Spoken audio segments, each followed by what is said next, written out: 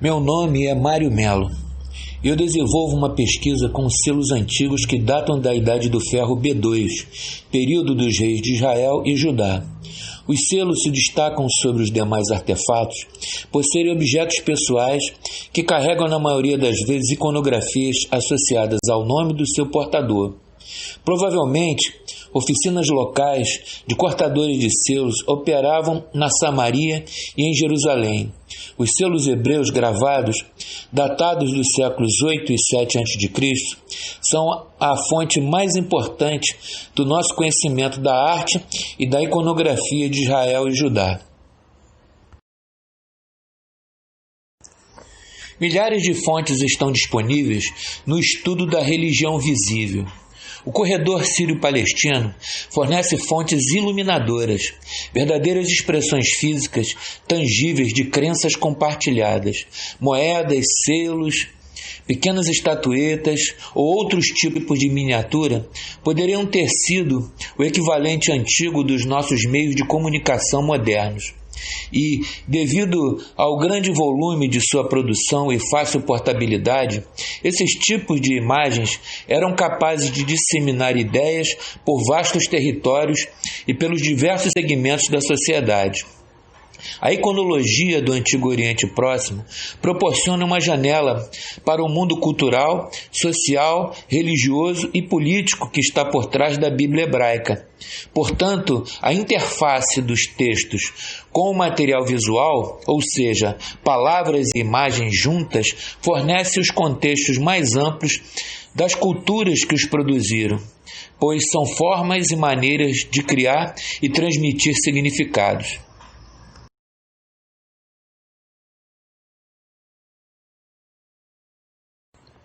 Os selos eram geralmente anéis que tinham uma pedra rotativa na forma de um besouro. Um exemplo desses anéis de selagem encontra-se na figura aqui apresentada e trata-se de um objeto de bronze com uma pedra móvel contendo numa das faces a imagem da serpente egípcia Uraeus e na outra o nome do seu possuidor. Pertence a Arriabe. O selo é datado do século VII a.C.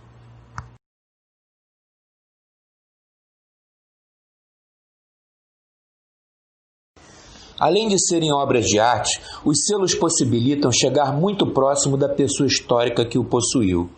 Tais objetos também são carregados de intenções político-religiosas. Os selos funcionavam como verdadeiros carimbos, contendo rúbricas, assinaturas abreviadas que personalizavam, padronizavam e autenticavam correspondências, assim como marcavam as alças dos potes que armazenavam produtos agrícolas para identificar o seu possuidor.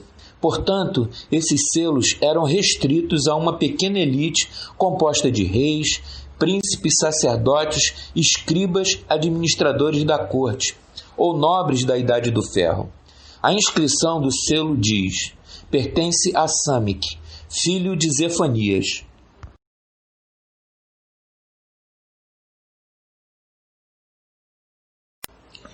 Segundo Otimarqueu, as razões mais importantes que fizeram do besouro um amuleto são provavelmente a sua aparência metálica, que poderia tê-lo feito parecer uma joia natural. Os machos cortavam pedaços de esterco em forma de bolas perfeitamente redondas e depois as empurravam com as pernas traseiras para o local onde eram enterradas. Uma vez que as bolas fossem consumidas, o besouro reaparecia na superfície da terra. Esse estilo de vida deve ter impressionado os antigos egípcios. O curso dessas bolas e seu desaparecimento na terra foi entendido pelos egípcios como uma metáfora para o curso do sol e seu desaparecimento diário no oeste. Vemos aqui nessa imagem a representação do curso do Sol segundo a mitologia egípcia. O pôr do Sol é representado por um disco solar que é engolido pela deusa Nut e percorre todo o seu corpo, ou seja, à noite, e nasce pela manhã irradiando seus raios que iluminam a terra e fazem nascer a vegetação. A imagem também mostra a deusa Hathor, que simboliza a fertilidade e a vida.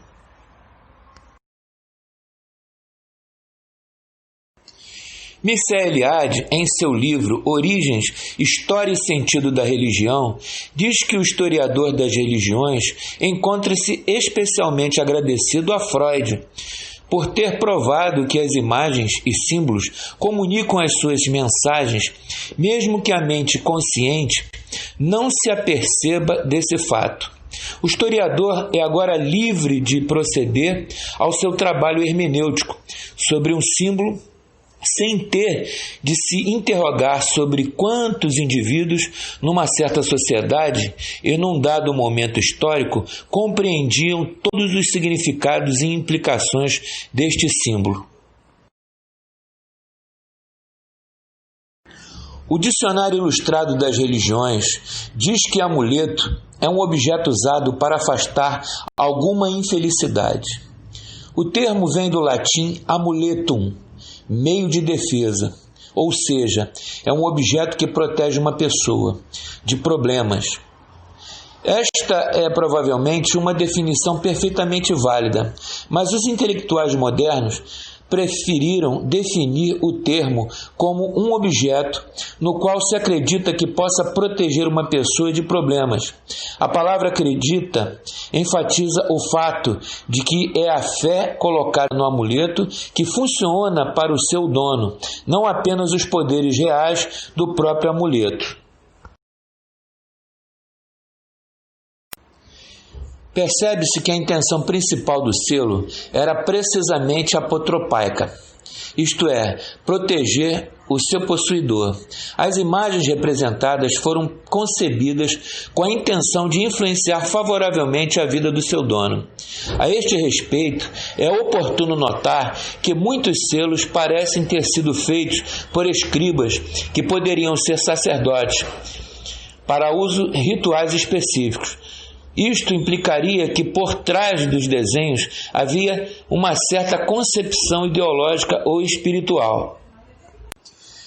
Os selos parecem ter sido usados, em primeiro lugar, para marcar os pertences e, por extensão, para proteger o que foi marcado. A arte em miniatura, a iconografia dos selos, era coerente do ponto de vista político-religioso com as formas artísticas de maior escala, como pinturas, esculturas, relevos, templos, etc. Com a vantagem de que a portabilidade desse estilo de arte a tornou onipresente e, sobretudo, de valor ideológico duradouro.